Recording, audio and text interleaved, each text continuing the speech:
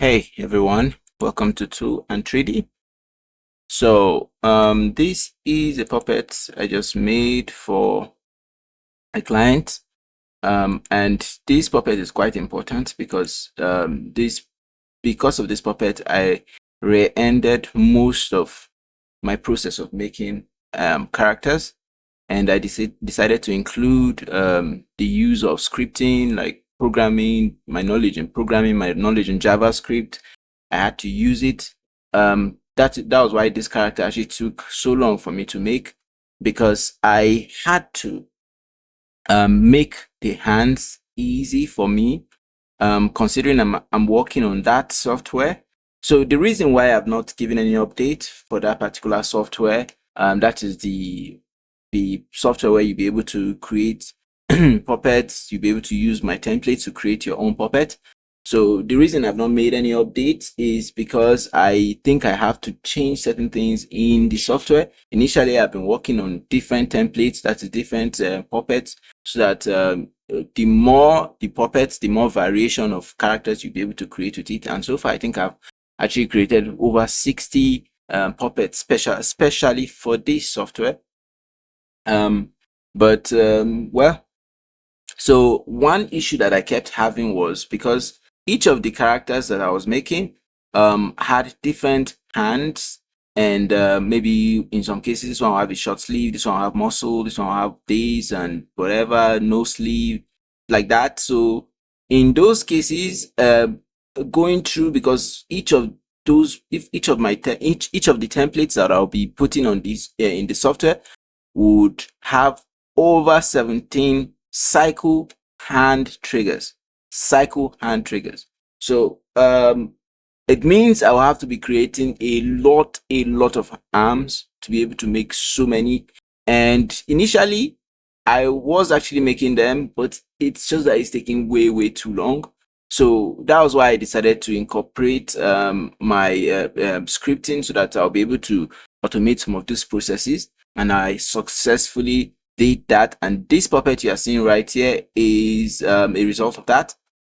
So this puppet, just like all my other puppets, if I press Q and A together, you can see it will do something like this. So if I press it individually, it will do something like this. So you can combine it with another trigger. You use W and S together, you get something like this. So while you can be moving your character around, and the eyebrow and whatever, I'll come back to that, but it's something I actually worked on there. So if I press E, and you get something like this. If I press R and F, that's what you get. And then Y, and in some cases, because these are actually 17 arm triggers for each arm, so it's 17. So there are some arms that cannot be configured to keys because I ran out of keys. So arms like this, arm movement like this, are not configured to keys. I don't know if this is very visible. I hope it is. Okay, yeah, it is. Oh, so these I could not configure them to keys on your keyboard because I ran out of keys. So this is actually very important. So if you think you want, because this is something like this act pointing upwards is actually very good. So maybe I would configure it to a key and then maybe replace it with one of the ones that I think are not very important. So okay. So well, the thing is, I'm going to cover this more in depth in a future video. But for now, what you just need to know is I had to make several scripts. I incorporated Blender also. So I used bones in Blender to get each of these. This is just 2 anchor points. So this is just one line, straight line, another straight line, and I had to do it using Blender position. Well, I'll cover that more in depth, but for now, let's just leave that. Okay, so one thing, you have all the arm triggers, but one thing you will notice now with the new puppets that I'll be putting out from henceforth is the eyebrow.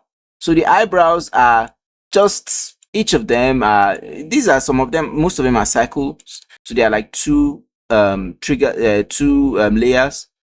So when you press, you get, okay, let me undo what I just did there. Okay, so okay, yeah.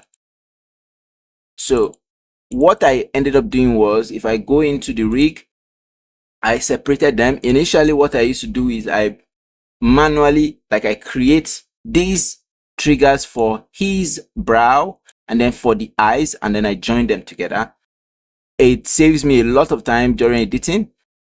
So initially, what we will have is just a pupil here, and everything is connected together. That is there, is just in one layer. But now I have this and this, and this is very, very good, especially now, because like, for instance, if I want to move his eyebrow and his pupil, so if I want to move both pupil, there is a dragger here. So if I press it, both will move. But let's say I want to also manipulate it individually. I could come here and manipulate just this one, and you can see it is moving separately.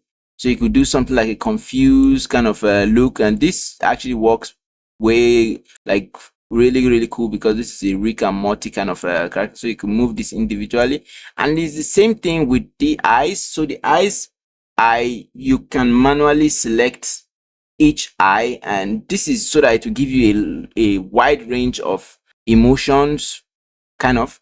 So you see, I'm just controlling just one eye. So when I do this, you get something like this, and you can combine it with something like this, or this, or something like that, or give him a pink eye or something, just whatever it is. It's up to you. So you have so many of this individual, you can decide to maybe do something like this for this other eye, and that's really, really cool. So this will actually give you way more control, but it will slow your work a little bit. And if you want to ease that work, if you want to make it way, way easier for yourself, what you can do is you could create replays. So let's say I want this eye for both, so I could make it into a replay. When you do this, you make it into a replay, and then you create all this, and these are all for the eyebrows, and well, the flip also. But for the eyebrows, if I click this, you can see that he is blinking.